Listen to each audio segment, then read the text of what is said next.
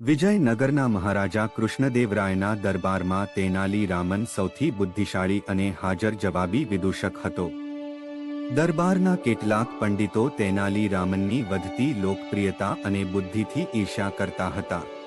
એક દિવસ પંડિતોએ રાજાને કહ્યું, મહારાજ, તેનાલી રામન હંમેશા હસી મજાકમાં જ જવાબ આપે છે, પણ શું તે કોઈ ગંભીર પ્રશ્નનો સચોટ જવાબ આપી શકે છે? અમારી પાસે એક સવાલ છે. રાજાએ તેનાલી રામનને પડકાર સ્વીકારવા કહ્યું.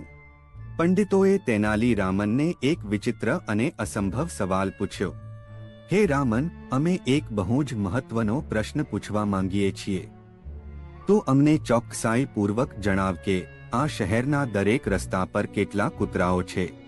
પંડિતો જાણતા હતા કે આ સવાલનો જવાબ આપવો અશક્ય છે. કોઈ માણસ બધા કૂતરાઓને ગણી શકે નહીં. તેનાલી રામને વિચારવા માટે એક દિવસનો સમય માંગ્યો, જે રાજાએ મંજૂર કર્યો. બીજા દિવસે તેનાલી રામન દરબારમાં હાજર થયા. પંડિતો અને રાજા ઉત્સુકતાથી રાહ જોઈ રહ્યા હતા. તેનાલી રામને નમ્રતાથી કહ્યું, મહારાજ, મેં શહેરના કૂતરાઓ ગણી લીધા છે.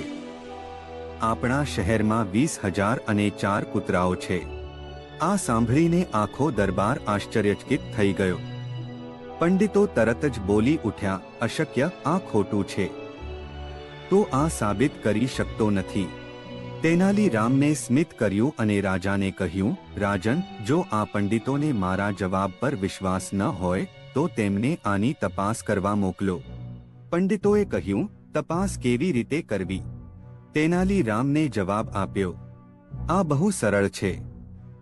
પંડિતોને શહેરના બધા કૂતરાઓને ભેગા કરવાની આજ્ઞા આપો.